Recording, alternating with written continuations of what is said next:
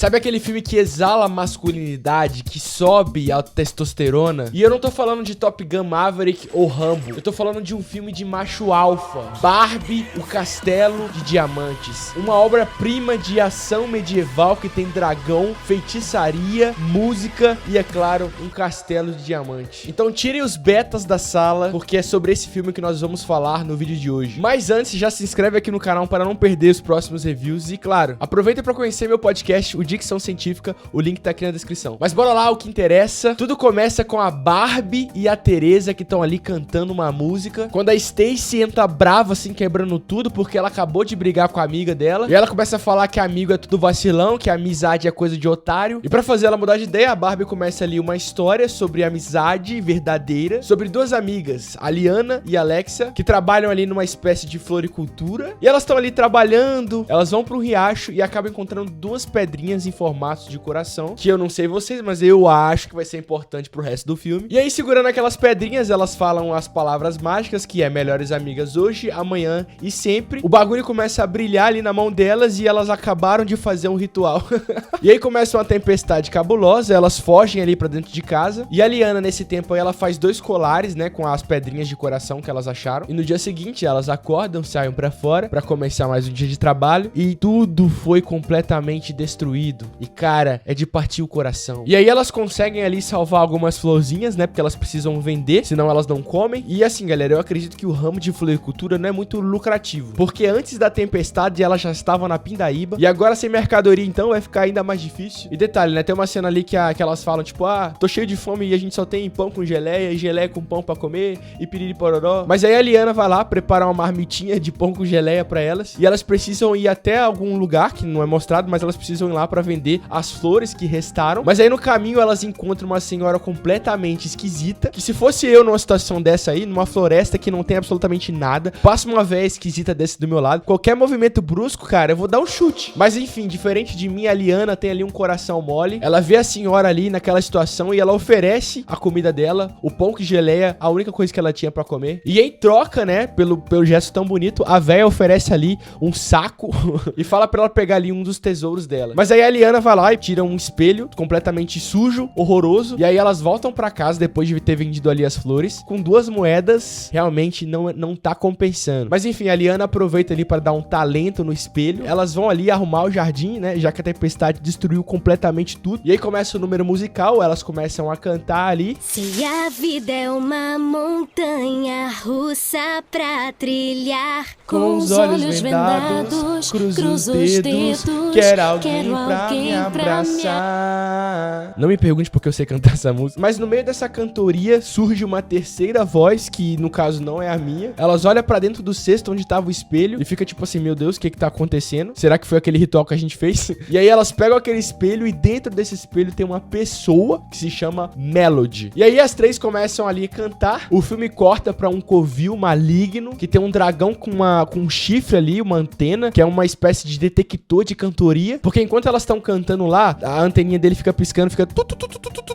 E só um detalhe nada a ver é que, eu não sei porque na dublagem do filme, o dragão foi dublado como se ele tivesse a língua presa, o que deixa muito mais engraçado. Isso é um detalhe que não vai agregar em absolutamente nada, mas conta como um ponto positivo pra esse filme aqui. Mas aí no meio desse covil, da base secreta, nós conhecemos a vilã do filme, a Lídia, que é uma velha conhecida da Melody. E aí quando o dragão começa a escutar ali a Melody cantando, ela manda ele atrás dela. E aí ele chega lá na casa das meninas lá, vê que a Melody tá dentro de um espelho. E aí começa uma perseguição, um dragão atrás das gurias. Elas se escondem e a Liana tem uma brilhante ideia, que ela pega um outro espelho, deixa lá pra ele. E aí ele pega o espelho, volta pra casa, mas antes ele bota fogo em tudo lá. Bota fogo,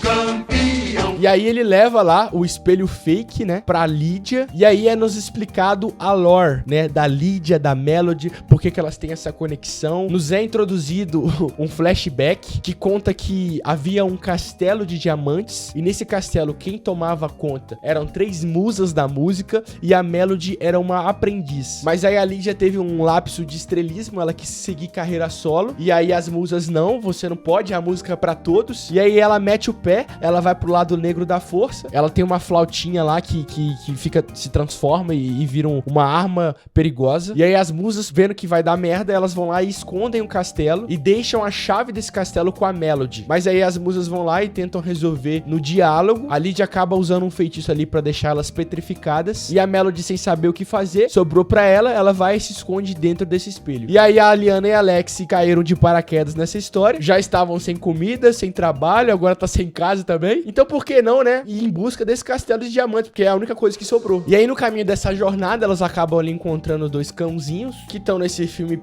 pra bosta nenhuma, mas eles são bonitinhos, então tá tudo bem. E aí elas estão passando ali por uma aldeia, ela sente o cheirinho assim, nossa, comida, quanto tempo. E aí por pura conveniência, o dono desse restaurante, ele acaba saindo, porque ele tá bravo porque os clientes estão insatisfeitos, porque eles queriam música e os músicos que ele contratou não chegaram, estavam atrasados. E aí elas, muito malandras, elas falam assim, ó, a gente tá aqui e a gente canta pra você se você não dá um prato de comida. E cara, é muito engraçado porque as pessoas dentro desse restaurante estão completamente malucas. As pessoas estão muito agressivas ali. E eu acho, assim, vendo a genialidade de Barbie, Castelo de Diamantes, eu acho que os responsáveis por esse filme, eles queriam mostrar que sem a música, as pessoas ficam agressivas, as pessoas ficam sem controle, que é, no final das contas, a motivação da Lydia, né? Que ela quer tirar a música de todo mundo pra que o caos reine, né? E aí as duas amigas começam ali a cantar e mandam benzão. Elas começam a cantar sobre a jornada delas até o Castelo de Diamantes. Até que não são ruins. Não são ruins pra garota. E aí é nesse momento que é nos apresentado mais dois personagens. O Jeremy e o Ian, que são dois irmãos e também eram os músicos que tocariam ali, né? E pra mim, cara, são simplesmente a melhor coisa desse filme. Opa! Isto é por ir embora sem se despedir.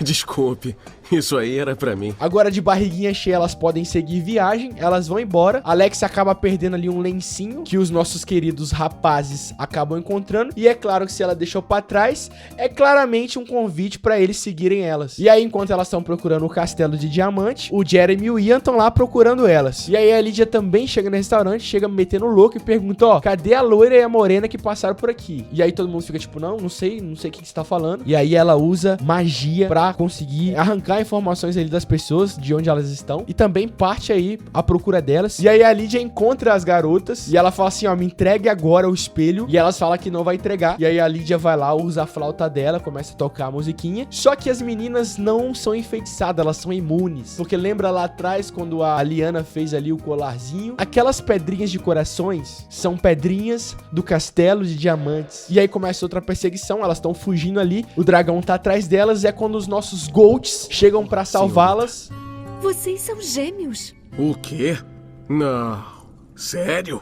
Mamãe devia ter nos contado. E aí os irmãos se juntam às amigas na busca pelo Castelo de Diamantes. A Melody vai guiando eles ali pra onde eles têm que ir. E no caminho tem uma placa dizendo que tem uma ponte. Mas quando você olha, não tem absolutamente nada. E ter uma ponte ali economizaria muito tempo de viagem. Mas os gêmeos, eles ficam tipo assim, não tem uma ponte aqui. Vamos cortar pro outro lado. Não vamos passar aqui não. E aí que aparece um carinha muito do esquisito, que é tipo um guardião dessa ponte. E o gêmeo sabia desse carinha. E é por isso que eles estavam evitando. Ele captura os gêmeos e fala que só vai soltá-los se a Liana adivinhar uma simples charada, que é uma charada muito fácil, que é tipo, qual que é um instrumento que ninguém pode ver ou tocar, mas todo mundo pode ouvir? E a resposta é a voz. E aí que aparece uma ponte de arco-íris, e essa ponte começa a meio que sumir, separando o grupo, e aí eles combinam ali, né, de se encontrar, fazer aquele 4x4. As nossas protagonistas estão ali em busca do Castelo de Diamantes, né, já estão cansadas, cheio de calo no pé, morrendo de fome, né, porque já faz muito tempo que elas almoçaram, e é aí que elas veem uma fumacinha no céu. E como minha avó diz, aonde há fumaça,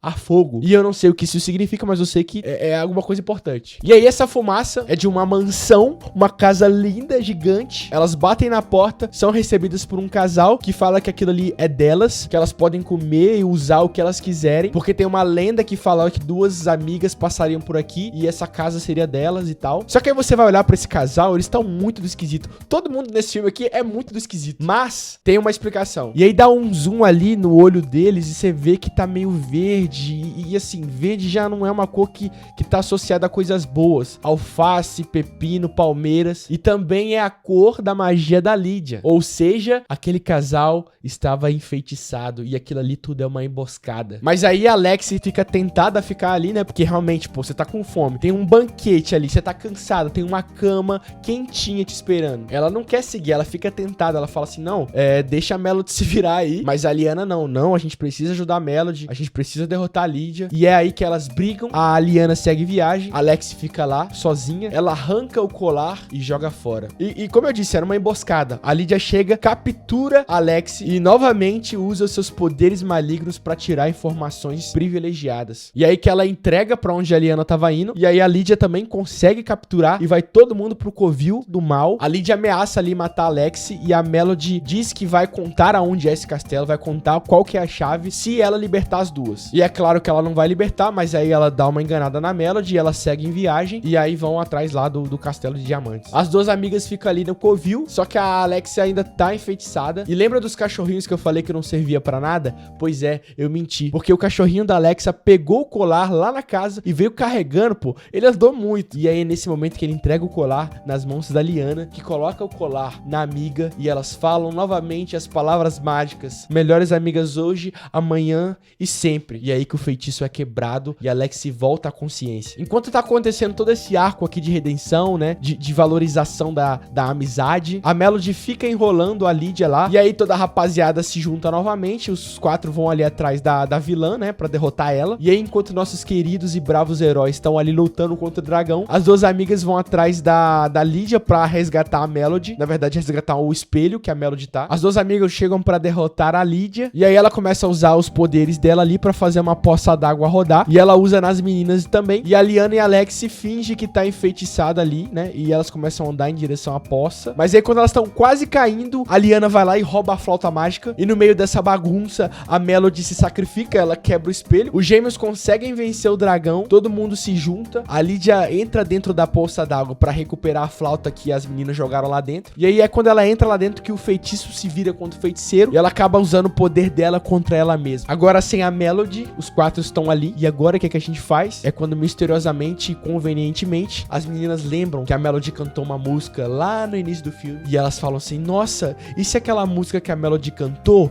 fosse a chave pro castelo? E aí elas começam a cantar e magicamente o castelo começa a aparecer. E aí com o castelo ali na frente delas, elas começam a girar e viram princesas, né? Como todo o filme da Barbie. A Melody, que se sacrificou, não se sacrificou, porque ela aparece ali livre. E os nossos queridos gêmeos também ganham ali umas roupas maneiras. E aí é quando tudo parece tranquilo, enquanto eles estão ali fazendo um tour pelo castelo, que a Lídia aparece. Ela fez todo esse plano, ela forjou ali a própria morte para que elas pudessem ali achar o castelo. E aí, obviamente, ficaria mais fácil, né, pra ela encontrar também. E aí que a Lídia pega o instrumento ali pra usar contra a Alexi e a Liana. Elas correm e pegam os 2 instrumentos das outras 2 musas e começa ali uma batalha musical pra ver quem toca mais. E é com o poder da música e o poder da amizade que elas conseguem derrotar a Lídia e todo o mal causado por ela começa a ser revertido. Todas aquelas pessoas que foram enfeitiçadas, elas voltam à consciência. As musas que foram petrificadas, elas conseguem se livrar. E a nossa querida Lídia também vai lá e fica petrificada. E aí, pra acabar o filme, as musas voltam pro castelo, acabam nomeando ali as amigas como princesas da música. E a Melody deixa de ser uma aprendiz e vira a terceira musa da música ali, substituindo a Lídia, que foi jogar no Vasco da Gama. Os nossos personagens favoritos não ficam de fora. Eles também ganham ali uma recompensa pela bravura e a coragem deles. E eles são premiados com 2 guitarras maneiras. E esse aqui não é um simples filme, né? É Barbie e o Castelo de Diamantes. E nossa querida amiga da Liana, Alexi, que trocou a amiga por uma casa, comida e uma cama quentinha, tem o arco de redenção. Afinal de contas, ela decide que ela não quer ficar no castelo. Ela quer voltar pra casa dela